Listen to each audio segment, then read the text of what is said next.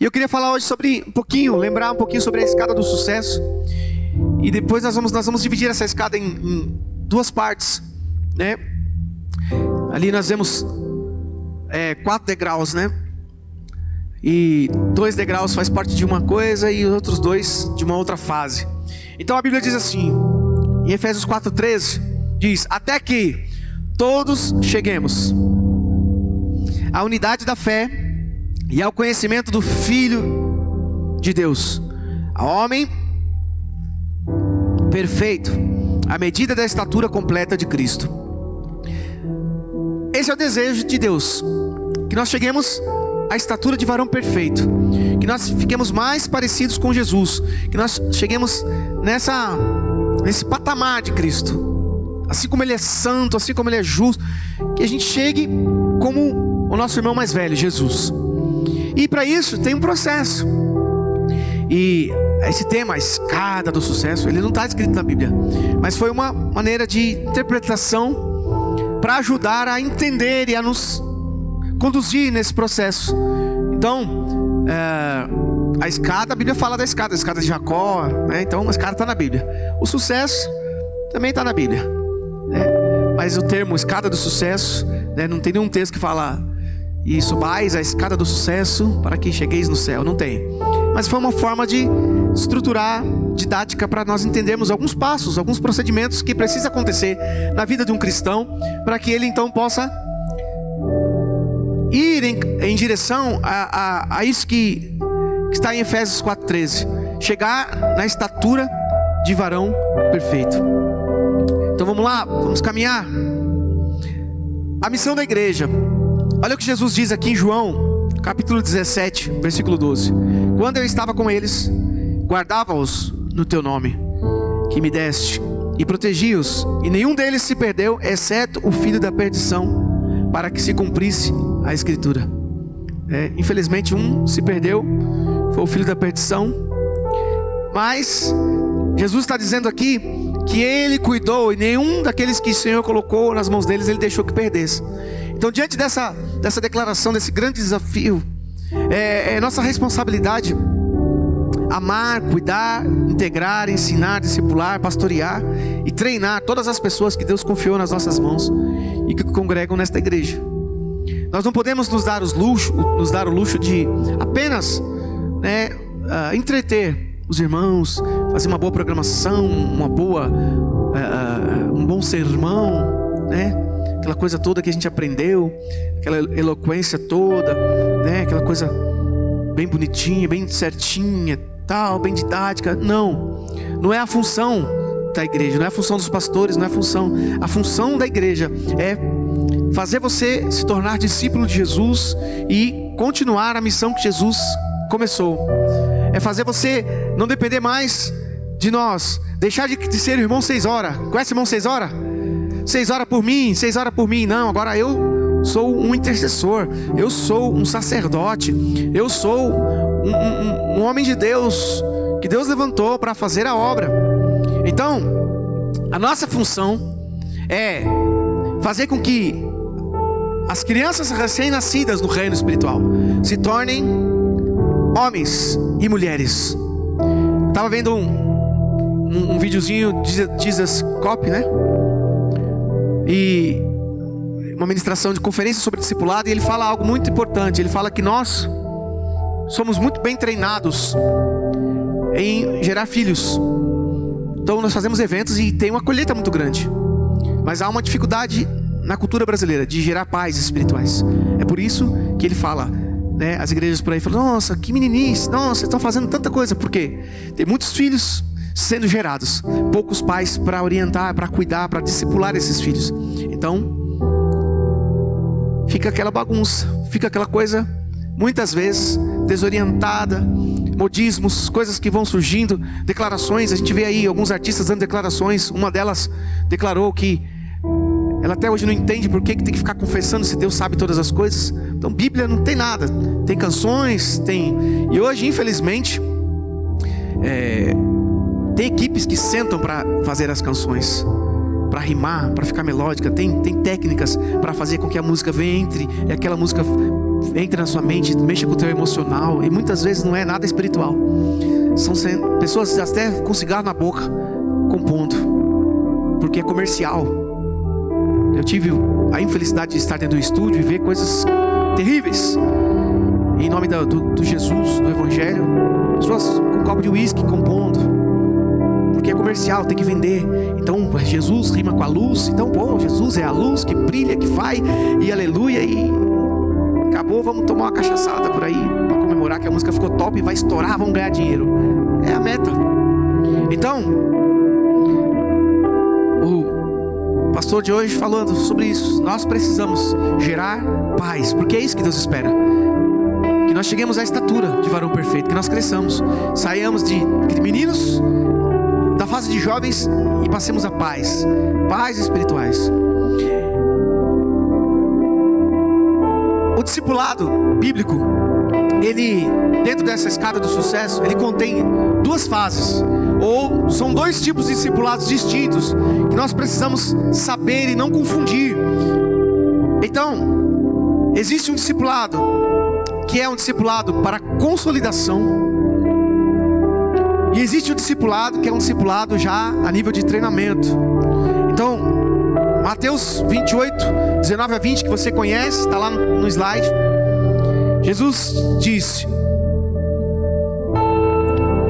eu não coloquei no versículo anterior, mas Jesus, antes de fazer essa declaração, ele chama a responsabilidade no peito. Ele fala, toda autoridade me foi dada. Então ele coloca ali, ei, o que eu estou falando está debaixo de uma autoridade, estou falando balela. Então antes dele falar, antes dele dar a ordem, ele diz, toda autoridade me foi dada. E aí ele diz, ide, portanto, fazei discípulos de todas as nações, batizando-os em nome do Pai, do Filho e do Espírito Santo, e ensinando-os a guardar todas as coisas que eu vos tenho mandado. E eis que estou convosco todos os dias até a consumação do século. Amém. Então esse discipulado nós podemos denominar um discipulado de consolidação.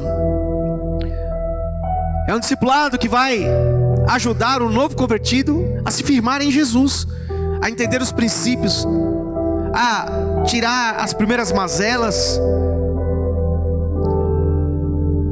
e a começar uma caminhada com Jesus. É como você pegar na mão de uma criança e é os primeiros passos. Então a criança vai atravessar a rua, ela está de mão dada com você, ela não está, nem sabe se está vindo o carro ou não, se o farol está verde ou vermelho, ela está confiando, ela está ali. Então você vai ter que parar, e às vezes ela está indo, você freia, opa, segura, porque o farol está vermelho. Aí deu verde, você atravessa. Mesmo no verde, olha para um lado e para o outro, para confirmar se não vem nenhum maluco. Então esse é o discipulado de consolidação, aquele que vai fincar aquela pessoa na rocha, que é Jesus, que vai fincar as estacas, vai ajudar ela a fincar as estacas em Jesus, na rocha. E nós vemos o discipulado de treinamento. Olha o que está aqui em 2 Timóteo 2, 1 e 2. Tu, pois, meu filho, Paulo está dizendo a Timóteo, fortifica-te na graça que há em Cristo Jesus. E o que de mim, entre muitas testemunhas ouvistes, confia a homens fiéis, que sejam idôneos para também ensinarem a outros.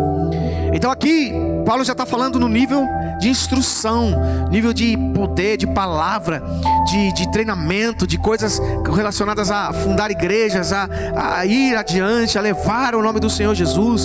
Então ele está falando aqui já com discípulos, com homens que já trabalham com ele, com homens que já têm um chamado, já estão trabalhando na obra. Então esse é um discipulado de treinamento. Então aqui é ensinar, já não mais a base, né, os rudimentos de Cristo, né, quem é Jesus, quem é o Espírito Santo, mas é ensinar algo da parte do Espírito Santo, no quesito de treinamento, de como fundar igrejas, de como avançar, estratégias para conquistar as cidades, estratégia para entrar em lugares, para falar do Evangelho. Paulo dava muitas instruções aos seus discípulos: olha, não seja pesaroso aos irmãos, é por isso que eu trabalho noite e dia, eu faço minhas tendas, faço minhas coisas para não ser pesado para ninguém. Então Paulo dava essas instruções: quando vocês fizerem, entrarem na casa, façam isso, façam aquilo. Então isso já é nível de treinamento. Então nós precisamos ter esses dois tipos de discipulados que vão gerar, como nós vimos ali no início, a imagem, a escada de sucesso. Então, ganhar, consolidar, discipular ou treinar e enviar. Esse é o modus operandi de Deus com relação à igreja. É algo cíclico.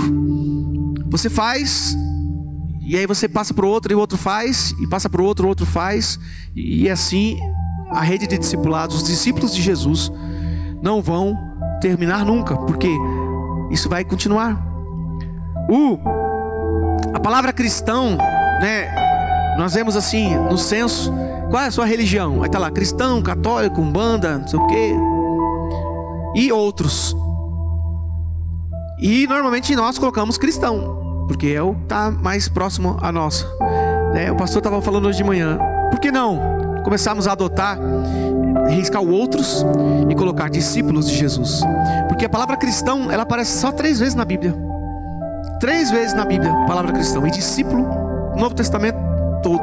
E Jesus chamou os 12 discípulos, e os discípulos, 70 discípulos, 180 discípulos, depois os discípulos de Paulo, os discípulos de Timóteo, os discípulos de todo mundo. Então nós, na realidade, somos discípulos de Jesus. Porque cristão, a palavra cristão quer dizer um pequeno Cristo. E ela é citada só 3 vezes na Bíblia. Mas o discípulo é aquele que vai dar continuidade à missão do mestre. Então nós somos discípulos de Jesus. E nós precisamos aprender que a função da igreja não é fazer cristãos, não é fazer frequentadores, não é fazer apenas telespectadores, mas fazer discípulos. Jesus disse: ide por todo mundo, fazei discípulos. Então não é algo opcional, é uma ordem. E como eu disse anteriormente, Jesus chama a responsabilidade. Ele fala: todo o poder me é dado. Então ele está dizendo: tudo que eu vou dizer aqui está debaixo, sob o poder daquele que me enviou. Ele está dizendo: tudo que eu vou falar aqui, a ordem que eu vou dar aqui, ela tem o aval, ela está recheada de poder. E aí ele diz: fazei discípulos. Essa é a missão. Nós podemos fazer campanhas, fazemos coral, fazemos coisas beneficentes, fazemos bazar, fazemos tudo que você possa imaginar, e é bom, e são obras que vão perdurar, são coisas que vão marcar gerações, que vão realmente trazer galardão para nossas vidas. Mas o plano principal da igreja tem que ser fazer discípulos, gerar discípulos, homens e mulheres que amam a Deus e que fazem a vontade de Deus e que dão sequência naquilo que Jesus começou e deixou com os 12, e os 12 trouxe para nós, e aqui nós estamos levando avante. Então vamos falar um pouquinho dos degraus aqui. O primeiro degrau que nós vimos ali é ganhar. Lucas 19:10 diz: porque o Filho do Homem veio buscar e salvar o que se havia perdido. Então Jesus primeiro ele veio buscar e salvar. Então nessa busca, Jesus teve que ganhar a confiança, ganhar as pessoas, primeiro para ele, para depois ele dizer: olha, quem vem a mim vem ao Pai. E assim também nós temos essa incumbência de ganhar a simpatia das pessoas. Lá nos primeiros DVDs do apóstolo Abe, ele conta uma experiência. E hoje, né, quem vai lá,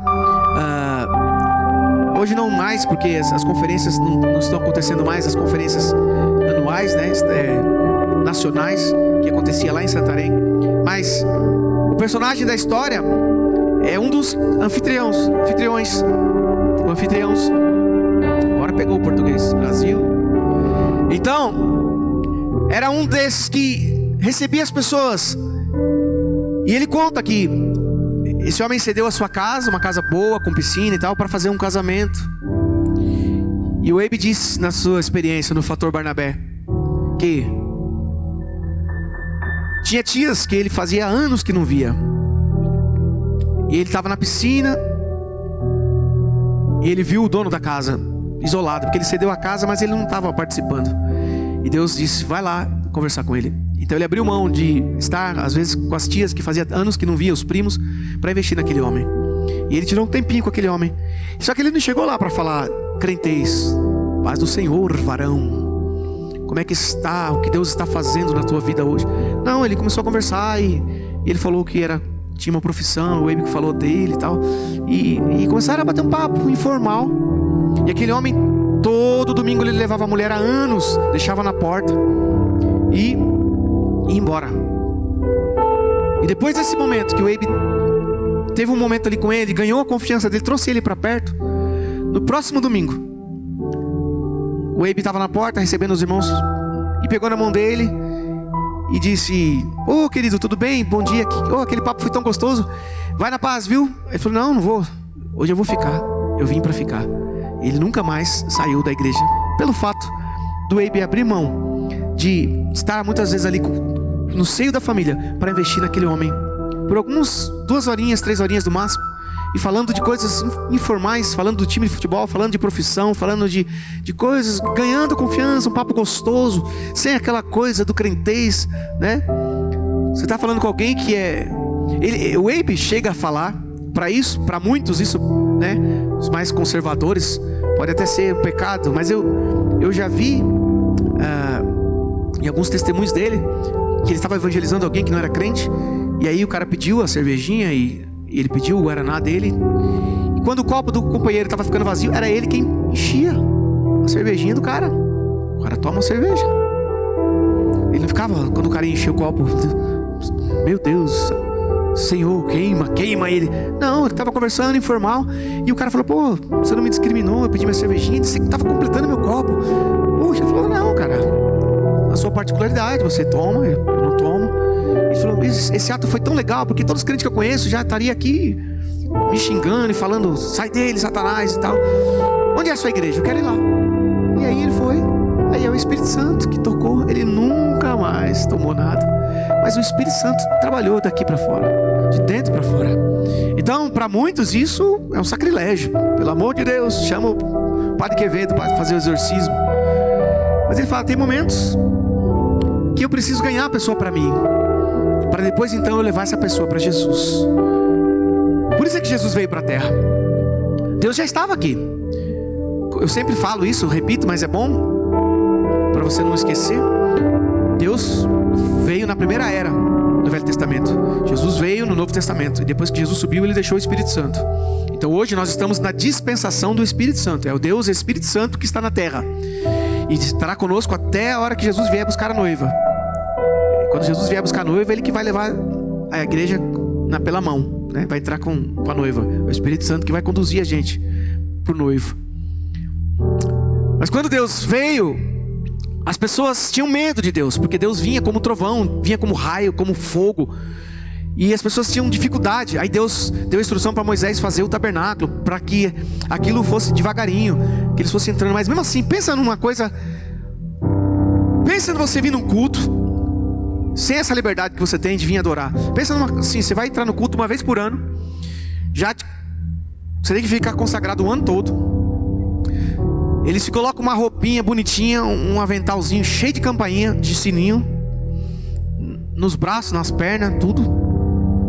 Amarra uma perna, uma corda grossa no seu pé, e você tem que entrar sozinho, fazendo todos os sacrifícios, sem errar nada, sem ter pecado, sabendo que lá no fim, ou qualquer momento, você pode ser fulminado. Imagina que culto é esse? O cara ia tremendo, com medo de morrer fulminado. Então essa era o culto. Quando chegava lá no Santo dos Santos, que ele estava a arca lá, dava aquele suspiro: ai, graças a Deus, estou vivo. Era um negócio temeroso. Jesus veio para chamar, falou: vem aqui, vinde, benditos do meu Pai, vem, deixai vir as crianças, os pequeninos, porque deles é o reino dos céus. Jesus veio para ganhar as pessoas. Olha, Deus é isso, é amor. Esquece aquela imagem do fogo, do trovão. Quem vê a mim, vê o Pai. Jesus curava, dizia: vem, você não vai jogar pedra, não. Quem não tem pecado que atire a primeira pedra. Se ninguém te condena, filho, eu também não condeno. Vai, não peques mais. Esse era o Jesus, ele veio ganhar, ele veio buscar aquilo que estava perdido. Então, uma das estratégias que nós precisamos aprender é ganhar as pessoas para nós, para depois então ganhar e levá-las para Jesus. É conquistar a confiança delas, é sermos amorosos, é sermos calorosos, é sermos simpáticos, é sermos pessoas agradáveis, é estarmos aptos a conversar sobre tudo. E na boa. Às vezes você não vai ter a mesma ideia, mas você tem argumentos e conversa ali, sem agredir. Conversa legalzinho. Olha, puxa, legal que você pensa assim, eu penso assim. Poxa, que legal, tal. Nós vemos acontecendo isso lá em Natanael, né? Em João, na vida de Natanael, Filipe levou Natanael a Jesus. Filipe primeiro trouxe para ele, falou: irmão, eu conheci o Messias e tal, e ganhou a confiança. Ele disse: é mesmo? Mas será que é? Será que vem coisa boa de Nazaré? Vem. Ele ganhou a confiança. Vamos lá. Então vamos, você está falando, vamos. Então ele ganhou, ele conquistou primeiro. E aí quando chegou lá, Jesus disse: ei, eu te vi debaixo da figueira, sei quem você é. E Natanael disse: meu Deus, ele é o Messias. Então depois ele conheceu. Mas primeiro ele foi na conversa do irmão, do Filipe.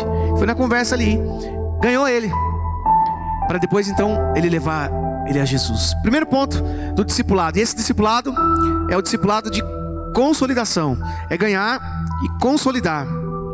O que é então a consolidação? Consolidação, nós precisamos ter esse desafio de não perder ninguém mais. De não perder ninguém. É lógico, um ou outro, Jesus mesmo disse: todos que o Senhor me deu, eu segurei aqui comigo, com exceção do filho da perdição. Então vai ter um filho da perdição no meio da coisa. Mas os nossos esforços têm que ser em ganhar e consolidar e não perder ninguém. Não perder ninguém. Por isso nós aprendemos lá atrás, quem é enfermeiro, né, sabe? A pastora está aqui, não deixa mentir, para saber se a pessoa está viva, né? Você vem pegar aqui a pulsação aqui ou aqui. Então a gente aprendeu lá atrás. Na visão, nós precisamos estar com o dedo no pulso, para sentir se a pessoa está devagar demais, para a gente dar uma injeção para ela ficar agitada, ou se a pessoa está agitada demais, a gente vê que agitação é essa, se é boa ou se é ruim. Às vezes a pessoa está agitada porque foi ferida, foi magoada, e eu não fico mais, eu vou embora, não sei o que. Desse domingo não passa. Então a gente põe a mão no pulso: rapaz, a pressão está alta aqui, o negócio está pulsando. O que foi, irmão? Vem cá, toma uma aguinha com açúcar, senta aqui, vamos conversar, abre o coração. Aí a pessoa põe para fora e você consegue administrar aquilo. Fala: puxa vida, olha, é assim, é assado, é assim, tal. Então, a consolidação é mais um degrau ali da escada. Nós precisamos ter esses 3 fatores aqui para nos ajudar. É lógico que tem muitas coisas, mas para simplificar: primeira coisa, olhar as pessoas pela ótica de Deus. Nós precisamos aprender a olhar as pessoas pela ótica de Deus. Quantas pessoas na época de Jesus olhavam: é um fariseu, é não sei quem, isso aí não presta, é o Zaqueu, publicano. E Jesus olha para ele e diz: convém que eu vá na tua casa hoje. E daquele momento, Jesus, só pelo fato de falar: eu vou na tua casa comer um feijão com um cuscuz, uma rabada, uma buchada, o homem teve uma transformação tão grande, tão poderosa, que foi impactada na cidade toda. Todo mundo sabia quem era Zaqueu. E olha o que aconteceu na vida dele. E tantos outros que Jesus investiu, até os seus discípulos. Mateus também era cobrador de impostos. Vai pegar esse cara? Não, esse cara não. Pedro era impulsivo, era aquele cara do Paranauê, da capoeira, tal. Ia pra cima, não tinha nada que segurasse o cara impulsivo. Não, vamos trabalhar o caráter desses homens. Então, nós precisamos olhar na ótica de Deus. E qual é a ótica de Deus? Como é que Deus nos vê? Deus nos vê filtrado pelo sangue de Jesus. Deus não vê o traficante. Deus vê quem aquele traficante é ou será quando o sangue dele passar. Então nós precisamos ver também quem vai ser aquele homem quando Jesus passar na vida dele. Quando o sangue de Jesus limpar aquela sujeira que a gente está vendo aparente. Quem está por detrás daquela sujeira, daquele pecado, daquela vida? É um homem usado. É um homem que pode ser usado por Deus. Um homem que pode ser bênção.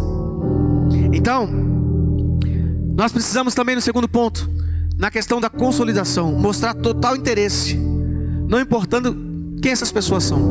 Nós temos que mostrar um interesse, o nosso interesse em fazer dessa pessoa alguém especial para Deus. As pessoas percebem. É tão real isso, que nós tínhamos aqui o nosso irmão com deficiência visual e foi colocado uma meta de alguém estar acompanhando ele num projeto que nós fizemos aí musical. Mas essa pessoa agitou e depois abriu mão. E ele falou para mim: eu sei quando ele passa, pelo fato de eu não estar enxergando, mas eu sei quando ele dá 3 passos largo para não passar perto de mim. Eu sinto, eu percebo. Então, se eu não demonstro interesse, eu estou fazendo aquilo por porque está colocado pela igreja. Você tem que acompanhar fulano, você tem que ajudar fulano. E se não for aquilo do coração, se eu não tiver interesse em ver essa pessoa sendo usada por Deus, não vai adiantar. As pessoas não vão ter confiança. Ela vai dizer, ela até vai desistir, vai dizer: olha, não, pode parar, tal. Não, porque não estou querendo. Na realidade ela está querendo, mas ela está percebendo que a gente não tem interesse, que é algo automático, que é porque alguém pediu, é porque está lá no trilho, é porque está ali alguém, fulano tem que estar com fulano, fulano tem que estar com fulano. Mas se não houver o interesse, não adianta. Essa consolidação não vai ser real. E outra coisa, disposição para garantir que todas as pessoas sejam bem cuidadas a partir do novo nascimento. Esse é um desafio. As pessoas precisam ser cuidadas a partir do nascimento. Ninguém que tem uma criança deixa essa criança de qualquer maneira. Deixa a criança ir trocar fralda o dia todo. Imagina. É ruim, assa, traz feridas, tantas coisas. Então você tem a criança, você tem ao menor chorinho, já está ali. Opa, o que aconteceu? Esquentou um pouquinho, já termômetro. Opa, está começando a querer dar febre. O que será? Já vamos medicar. Medicou, não deu certo, corre para o hospital. Vamos lá, cuidar, pode deixar. Assim tem que ser no reino espiritual. Irmãozinho novato veio no domingo, veio 2, no terceiro não veio. Opa, e aí, irmão, tudo bem com você? Ah, pastor, eu dei uma vacilada aí. Eu falei que não quero mais beber, enchi a cara no domingo, eu fiquei com vergonha. Não, queridão, tranquilo, tô indo aí pra gente conversar. Vai lá e ora, fala: querido, acontece, você tá no processo, não tem problema não. Isso não vai te desmerecer não, cara. Deus morreu por você e nós te amamos assim mesmo, bêbado ou não bêbado. Você é importante. Nós vamos lutar para você vencer isso. Mas vamos embora, tô aqui contigo. Mas como é que os irmãos vão me ver? Não vai ver nada, você vai entrar comigo. Vai entrar comigo, do meu lado, eu quero entrar com você. Mas você não vai ter vergonha, vão falar que você está com bêbado. E aí? Falavam tantas coisas de Jesus. Ele fica na casa do publicano, do fariseu, ele fica com os leprosos. Mas Jesus disse: eu não vim para os sãos, eu vim para aqueles que estão enfermos. Então eu preciso ter esse cuidado para consolidar, para firmar essas pessoas em Cristo Jesus. E é um detalhe: em Cristo Jesus, queridos, não em nós. Muitas vezes o discipulado foi mal interpretado e as pessoas fizeram daquela pessoa ali uma escrava. Então ela ia comprar arroz e perguntava: vou no mercado, eu compro camil ou compro namorado? Porque tem que perguntar para o discipulador: compra camil. Mas o namorado está mais barato. Mas é camil, eu só como camil. E você também tem que comer camil porque você é meu discípulo, tem que comer do melhor, né? Não, irmão. Não é isso. Nós temos que gerar discípulos de Jesus. Discípulos de Jesus. Então temos que firmar essas pessoas em Jesus, não em nós. Como eu falei, deixar de ser o crente 6 horas e passar a ser o crente que ora sozinho, que busca, que aprendeu a interceder, que aprendeu a entrar no seu quarto, fechar a porta e orar, que aprendeu a clamar, a buscar, a interceder, que aprendeu. Por quê? Porque o discipulador ensinou: querido, você pode, você também é um sacerdote, você também foi chamado rei pelo Senhor, Ele te levantou. Amém? Bora.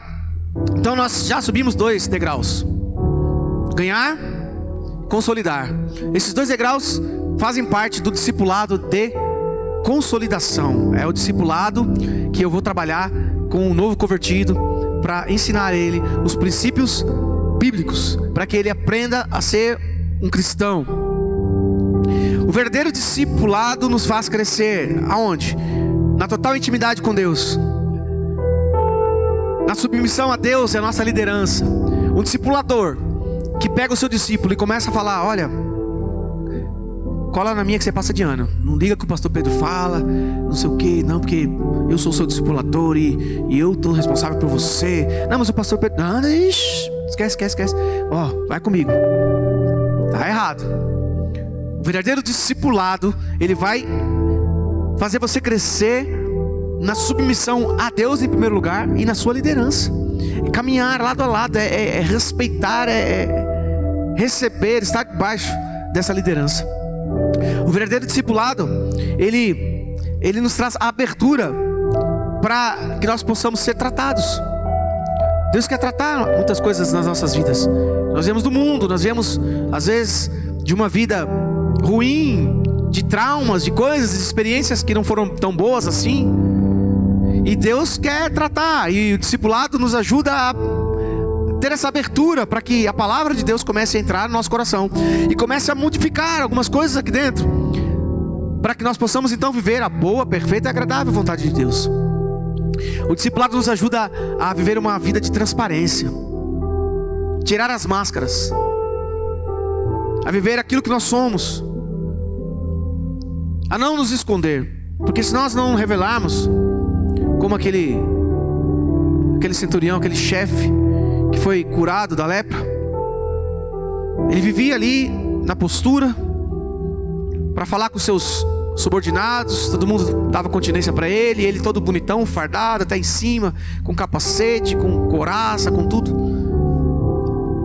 Mas para ele ser curado, ele teve que tirar tudo isso e mergulhar 7 vezes no riozinho bem chulezento. Ele teve que expor, teve que abrir. Então o discipulado, ele nos ajuda a abrir, ser transparente, porque se nós, a pastora Cláudia mais uma vez aqui de exemplo, ela trabalha, ela é especialista em mexer com feridas. Se você não tirar a roupa, não tirar aquelas cascas de cima que já estão podres ali e começar a tratar de baixo, jogar um remédio mais por baixo, tirar aquele pus, aquela coisa de cima, às vezes até cicatriza, fica aquela casca por cima, você fala, tá bom, mas lá dentro tá cheio de pus, lá dentro tá gangrenando. Então é necessário muitas vezes tirar aquela camada por cima, raspar em volta da ferida para jogar o remédio, para que o remédio vá ali e comece a curar. E isso é através do discipulado muitas vezes. E o discipulado, o verdadeiro discipulado, ele nos faz crescer na dependência total de Deus. Como eu disse, o discipulado não é para fazer você depender de mim, da minha oração, da minha fé, da minha... Não, eu vou te ensinar a depender de Deus. Eu só vou caminhar com você e te ensinar que tudo vem dele e tudo é para ele, que ele é o autor de todas as coisas, que nós nos rendemos, tanto eu como você estamos caminhando para sermos mais parecidos como o nosso irmão mais velho, Jesus. Então, esses 2 pontos diz respeito ao discipulado de consolidação. E agora esses outros 2 pontos, esses 2 outros degraus que vamos subir, fala a respeito do discipulado de treinamento. Então, treinar, nós podemos ver aqui em Atos capítulo 9, fala assim: quando Paulo chegou a Jerusalém e tentou reunir-se aos discípulos, mas todos estavam com medo dele, não acreditando que fosse realmente um discípulo. Então Barnabé o levou aos apóstolos e lhes contou como no caminho Saulo vira o Senhor que lhe falara, e como em Damasco ele havia pregado corajosamente em nome de Jesus. Assim Saulo ficou com eles e andava com liberdade em Jerusalém, pregando corajosamente em nome do Senhor. Barnabé, ele investiu em Paulo. Barnabé partiu para Tarso a buscar Saulo, e achando-o conduziu para Antioquia. E sucedeu que todo um ano se reuniram naquela igreja e ensinaram muita gente. E em Antioquia foram os discípulos pela primeira vez chamados de cristãos. A primeira vez que os discípulos foram chamados em cristãos foi aqui na igreja de Antioquia. O que aconteceu? Você fazendo um resumo da história de Paulo. Saulo, não era Paulo ainda, era Saulo, estava indo. Ele era alguém que tinha nas mãos o poder de julgar os cristãos, de encarcerar, de fazer...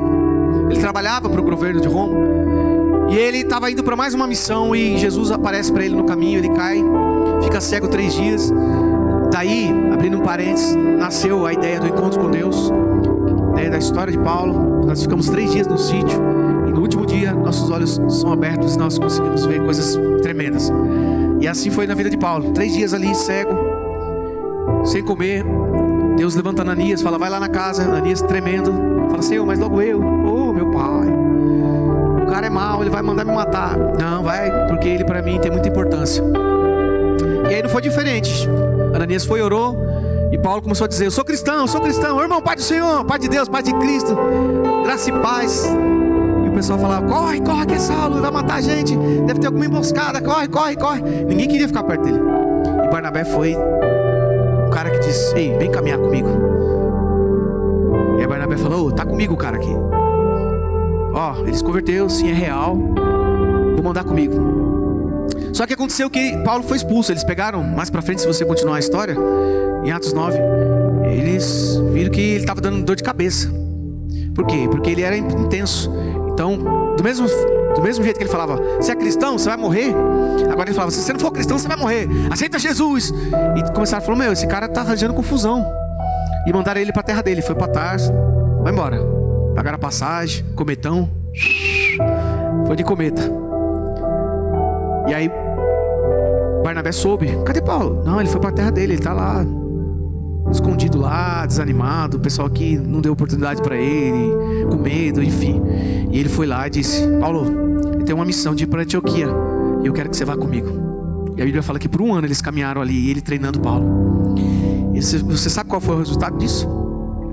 Você já ouviu falar de Paulo, que quase escreveu o livro, quase escreveu o Novo Testamento todo?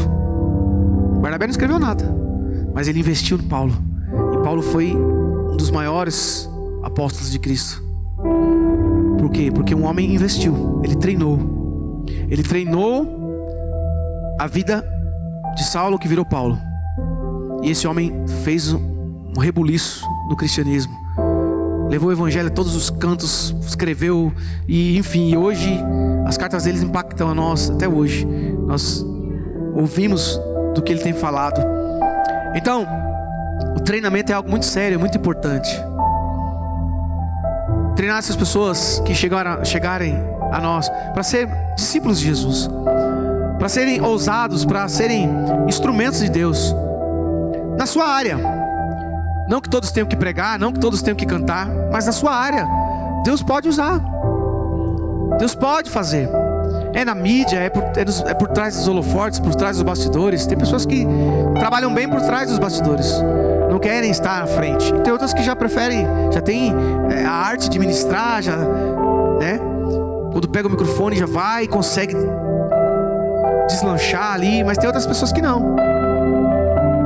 Então cada um no seu talento, mas nós precisamos ajudar essas pessoas a descobrir o seu talento e trabalhar nele, para que o reino cresça, para que as vidas sejam alcançadas, para que as vidas recebam o melhor de Deus.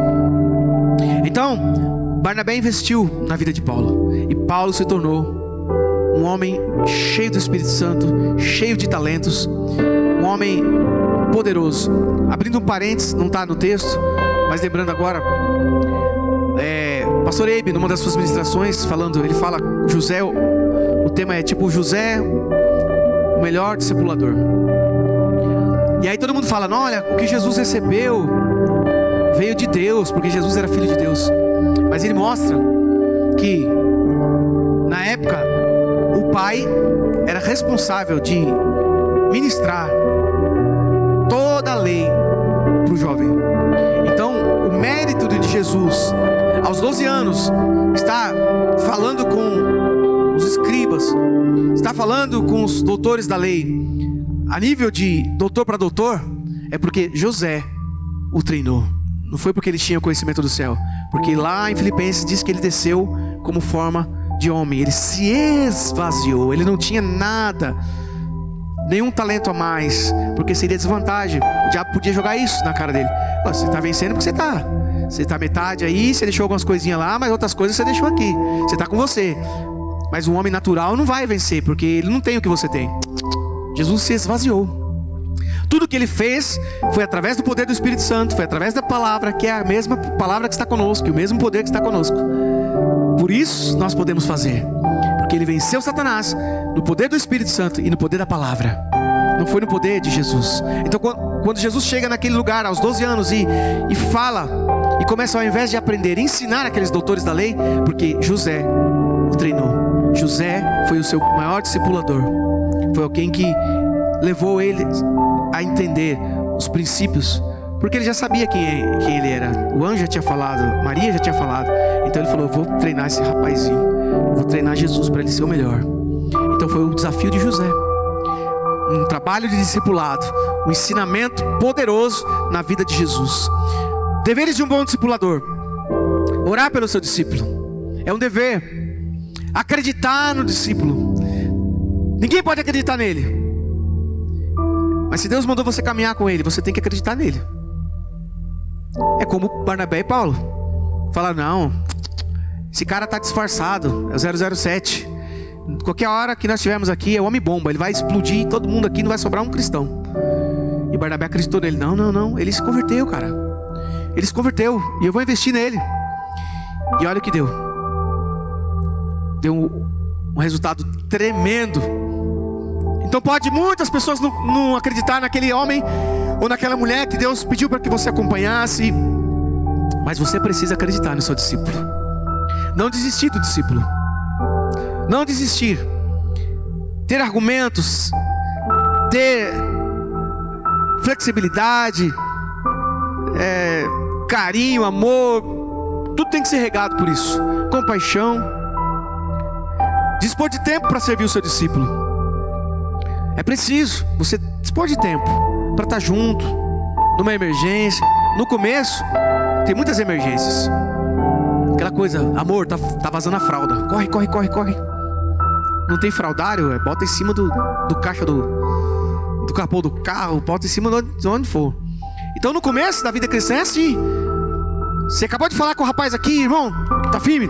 Tá orado, pastor? Você tá firme em Cristo? Tô firme em Cristo, pastor. Nunca mais vou cheirar uma farinha, pastor, que agora eu sou de Deus.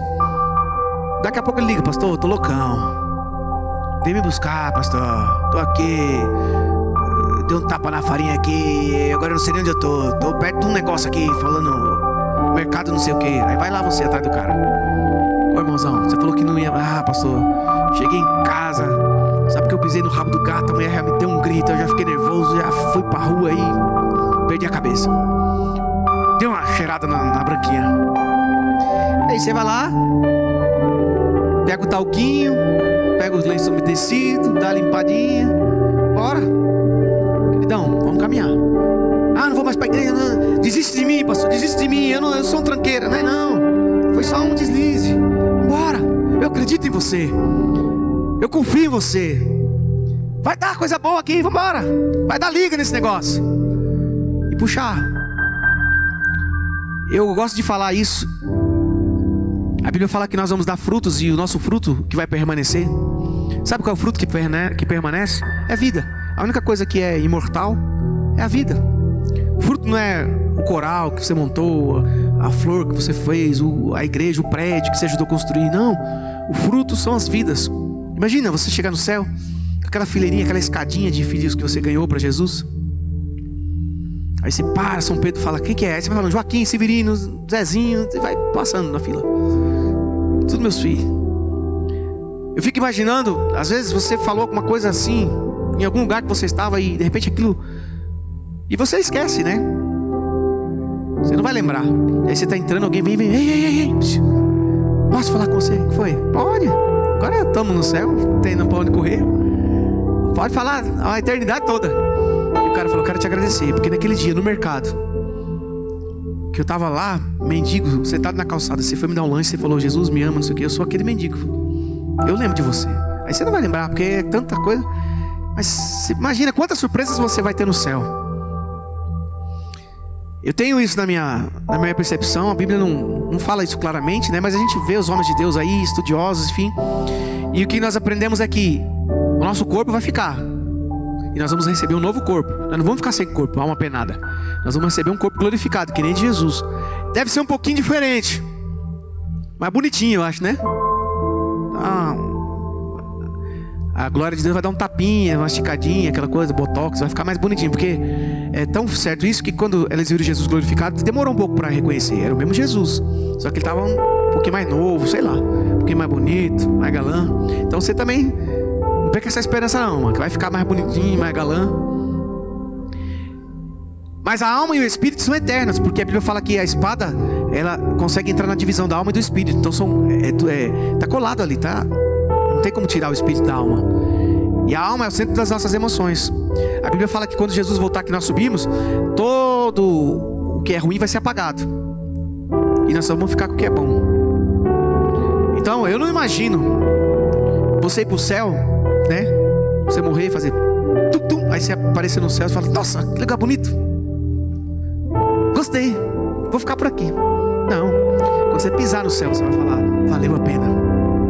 Você vai olhar, valeu a pena ter seguido o mestre, ter acreditado, não ter aberto mão naqueles momentos que me ofereceram isso, me ofereceram aquilo, que eu podia ter feito isso, podia ter errado, podia ter pecado, podia ter abandonado. Aquele momento de vontade de jogar tudo pro alto, valeu a pena. Você vai olhar pro horizonte, não tem fim para lá, não tem fim para cá, não tem fim para lá, aquela anjarada correndo para lá e para cá. E aí tropeçando nos irmãozinhos: Pai do Senhor, irmão, Pai do Senhor, Pai do Senhor, Pai do Senhor. Você vai falar, vai demorar uns 15 anos falando Pai do Senhor, até acabar os que você conhece. Depois os que você não conhece, vai conhecer mais uns 30 anos. Pai do Senhor, Pai do Senhor, Pai do Senhor. Ixi, pode esquecer, até a eternidade toda mesmo. Então eu creio que vai ser muito lindo você olhar para trás, você chegar no céu assim, ó, tá, e você tá aqui, fala: nossa, que recompensa. E aí você olha para trás, está aquele povo, e Jesus trazendo. Aí você fala, né? Jesus, você vê o anjo vindo assim com aquela coroa. Aí você fala: vai ter uma pedrinha só, pelo menos uma, duas. E vem aquela coroa cravejada de pedras preciosas. E aí todo mundo falando: nossa, Eliezer, seja bem-vindo, entrar pelo gozo do teu Senhor. Olha, teu galardão está aqui. O cara tá até 3 para trazer a coroa. Você fala: nossa, pra que tudo isso? Aí você pergunta: ô anjo, não tá confundindo? Por quê? Né? Que coroazona é essa aí? Cheia de brilhante, cheia de coisa. Aí ele fala: olha pra trás. Aí atrás está toda a tua prole, todos os filhos que você ganhou para Jesus, todos os homens e mulheres que você trouxe aos pés do Senhor. Não tem recompensa melhor que essa, meu irmão. Não tem. Não tem recompensa melhor que essa. Para finalizar,